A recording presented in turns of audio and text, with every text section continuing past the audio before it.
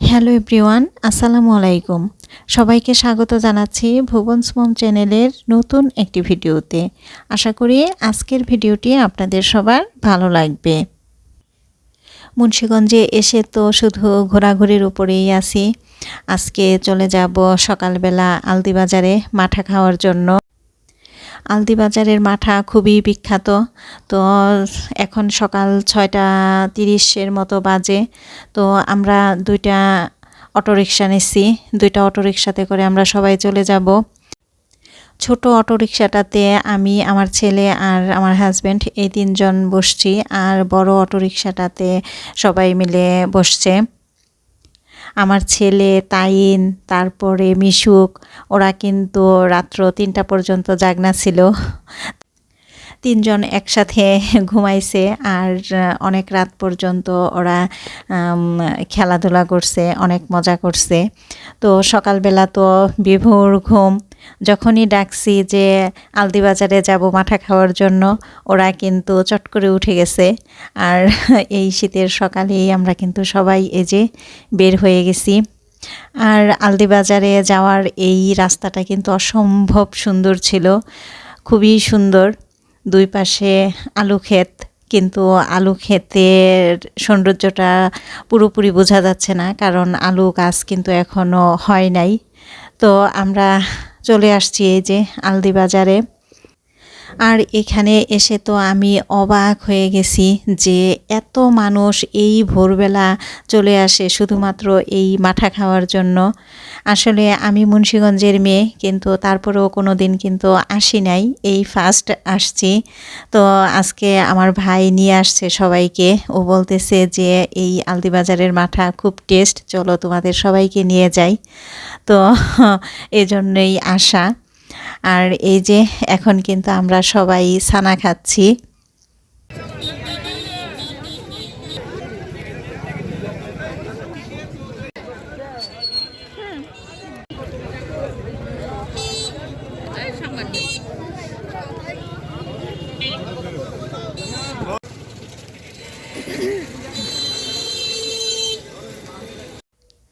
আলদিবাজার ব্রিজে ওঠার আগেই এই মাঠার দোকানগুলি।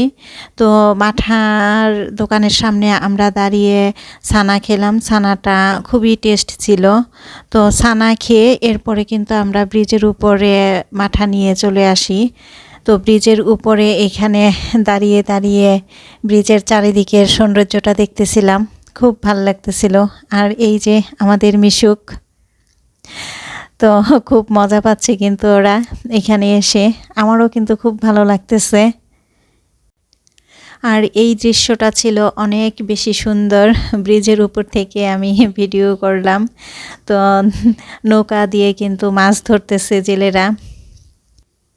মাঠার দোকানের সামনে দাঁড়িয়েও কিন্তু অনেকেই মাঠা খাচ্ছে। তো আমরা মাঠা নিয়ে চলে আসছি ব্রিজের উপরে। তো ব্রিজের উপরে দাঁড়িয়ে চারিপাশের সৌন্দর্যটা উপভোগ করব আর মাঠা খাবো। শুধু আমরা না, আরও অনেকেই দেখলাম মাঠা নিয়ে চলে আসছে এই ব্রিজের উপরে। তো এই যে আমার ভাই কিন্তু খুলতেছে মাঠা, ও গ্লাসে গ্লাসে ঢেলে দিচ্ছে আর লুবনা সাজিয়ে সাজিয়ে রাখতেছে। আমরা সবাই একসাথে পরে খাবো। লুবনা আর আমার ভাই এর আগে এখানে আসছে মাঠা খাওয়ার জন্য, কিন্তু আমরা সবাই এই প্রথমবার আসছি। তো আমাদের মধ্যে কিন্তু অন্যরকম একটা ভালো লাগা কাজ করতেছে। তো এই যে আমরা কিন্তু সবাই মাঠা নিয়ে দাঁড়িয়েছি আর ছবি তুলতেছি।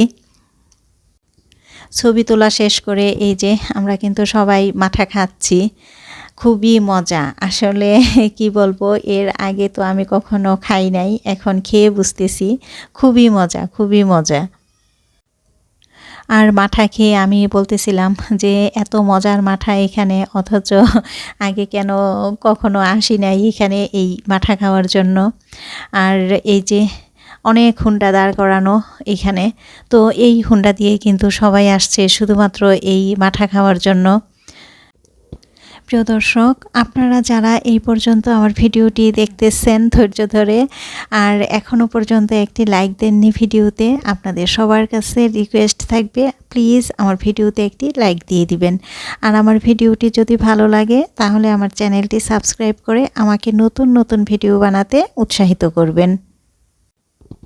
মাঠা খাওয়া শেষে এই যে আমরা সবাই গাড়িতে উঠে গেছি আর বাসার জন্য এই যে মাঠা নিয়েও নিছি, কারণ বাসায় তো লোকজন আরও আছে, তো ওরাও খেতে পারবে।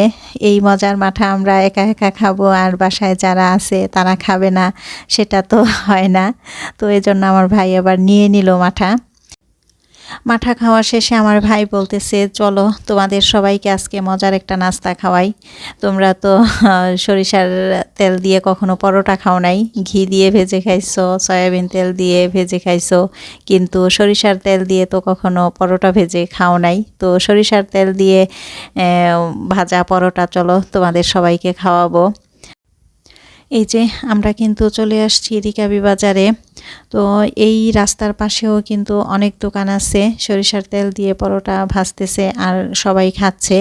কিন্তু আমার ভাই বলতেছে যে না, ভিতরে একটা হোটেল আছে, সেই হোটেলের পরোটা বেশি টেস্ট, চলো সেইখানে যাব।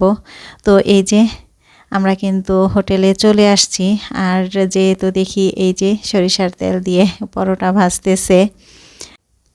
পরোটাগুলি এত বড় ছিল, আমি কখনো কোনো হোটেলে এত বড় পরোটা দেখি নাই। তো একজন যদি একটা পরোটা খায়, আমার মনে হয় তার সকালের নাস্তায় আর কোনো কিছুই লাগবে না, একটা পরোটাই যথেষ্ট। আর সাথে এই যে ভাজি ছিল, তারপরে ডাল ভুনা ছিল, সালাদ ছিল। তো এখানেও কিন্তু মোটামুটি ভিড়।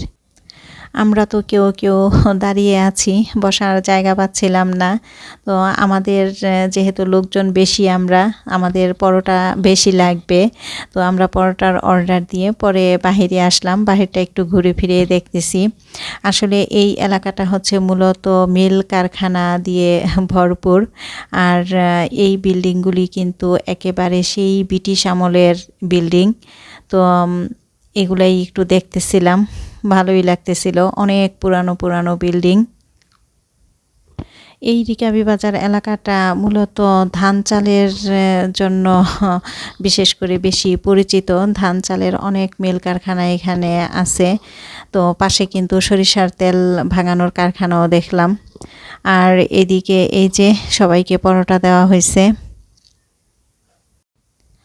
সবাই খাচ্ছে আর বলতেছে যে না, আসলেই আলাদা একটা টেস্ট আছে সরিষার তেল দিয়ে ভাজা পরোটা, এই তো আমরা ফার্স্ট খাচ্ছি।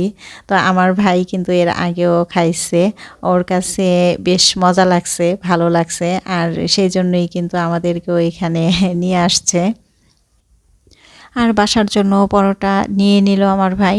তো বাসায় যারা আছে তারাও নাস্তাটা করে নিতে পারবে। তো আমাদের খাওয়া দাওয়া শেষ করে এরপরে আমরা এই যে হোটেল থেকে বের হয়ে গেলাম। তো আসলেই সরিষার তেলের পরোটাটা খুব মজা ছিল, টেস্ট লাগছে আমার কাছেও, ভিন্ন রকম একটা টেস্ট। তো এই যে এখন আমরা অটোতে উঠে যাব, সবাই দাঁড়ায় আছি। আর এইখানে অনেকগুলি ভেড়া ছিল, ভেড়াগুলি কিন্তু দেখতে খুব সুন্দর লাগছিল। সচরাচর কিন্তু ভেড়া দেখা যায় না, অনেক দিন পরেই দেখলাম এই ভেড়াগুলি। আর এরপরে তো আমরা আস্তে আস্তে চলে আসলাম মুক্তারপুরে। এই যে মুক্তারপুর সেতুটা কিন্তু দেখা যাচ্ছে।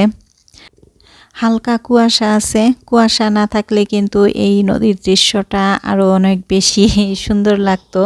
ক্যামেরাতে তো এত বেশি সুন্দর আসতেছে না, কারণ কুয়াশায় স্পষ্ট দেখা যাচ্ছে না।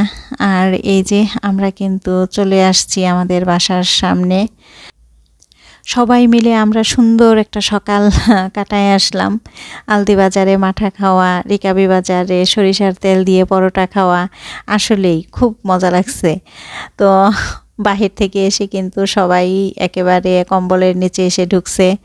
মা বসে আছে কম্বলের নিচে, আর এই কম্বলের নিচে আইসা সবাই ঢুকছে। আসলে কি আমরা তো অনেক সকালবেলা গেছি না, অনেক সকালবেলা দেখা গেছে যে অটোরিকশাতে কিন্তু অনেক বাতাস লাগছে। আর বাতাসে সবারই হাত পা কিন্তু একেবারে ঠান্ডা হয়ে গেছে। আর এই যে কুশি কাটার শাল, এই শালটা কিন্তু মাহিন করছে। তো মাহিন কত নিখুঁত কাজ করছে দেখেন, কি চমৎকার করে করছে। মাহিন আমাদের সবাইকেই এই কুশি কাটা দিয়ে অনেক কিছুই বানায় দিছে। তো ও কিন্তু বাহিরের অর্ডারি কাজও করে, ওর একটা অনলাইন পেজও আছে নুভিস এক্সক্লুসিভ। তো কেউ যদি চান আপনারা কিন্তু এই সুন্দর শালের অর্ডারও করতে পারবেন সেই পেজে যেয়ে। মাহিনের কাছ থেকে আমিও কুশি কাটার কাজ শিখছি, কিন্তু আমি পারি হালকা পাতলা, কিন্তু ওর মতো এত সুন্দর করে ডিজাইন করতে পারি না, ওর মতো এত নিখুঁত করতে পারি না। আর এই যে বাহির থেকে যে মাঠা নিয়ে আসলাম আলদিবাজার থেকে, তো তাসফি সেই মাঠা খাচ্ছে আর তাওয়াফ খাচ্ছে কোক। তো প্রিয় দর্শক, আজকের ভিডিওটি এই পর্যন্তই। দেখা হবে অন্য একদিন নতুন একটি ভিডিও নিয়ে। আশা করি সে পর্যন্ত সবাই ভালো থাকবেন, সুস্থ থাকবেন। আল্লাহ হাফেজ। আসসালামু আলাইকুম।